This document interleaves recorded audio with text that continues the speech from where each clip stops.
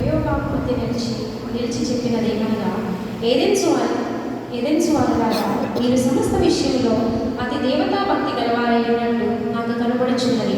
నేను సంచరించు మీ దేవతా ప్రతిమలను చూచుచుండగా ఒక బలిపీఠం నాకు కనపడెను. దాని మీద తెలియబడిన దేవునికి అని వ్రాయబడి ఉన్నది. కాబట్టి మీరు తెలియక దీని యందు భక్తి కలిగి ఉన్నారు.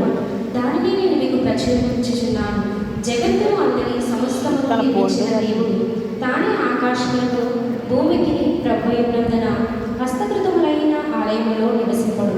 ఆయన అందరికీ జీవమును ఊపిరిని సమస్తమును దయచేయవాడు కనుక తనకు ఏదైనా పొదువైనట్టు మనుషుల చేతులతో సేవింపబడేవాడు కాడు.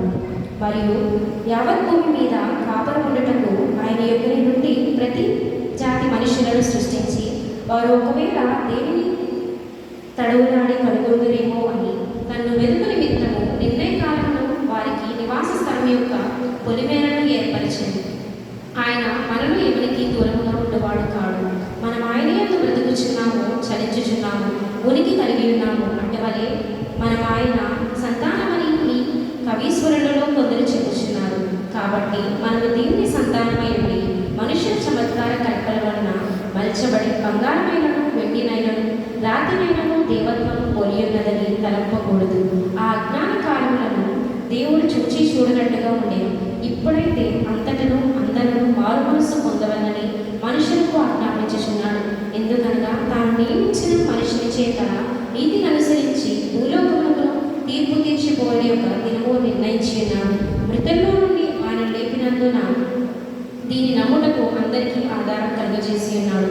మృతుల పునరుద్ధానం గూర్చి వాడు వినినప్పుడు కొందరు అపహాస్యం చేసుకొని మరికొందరు దీని గూర్చి నేను చెప్పినది ఇంకొకసారి విందుమని చెప్పి అలాగుండగా పౌలు వారి మధ్య నుండి వెళ్ళిపోయి అయితే కొందరు మనుష్యులు అతని హత్తుకొని విశ్వసించి వారిలో అరయోపాగితుడైన దియోనుసియు రమరి అను ఒక స్త్రీయు వీరితో కూడా మరికొందరు ఉండేది. ఇంతటితో పాఠ్యభాగం ముగిసింది.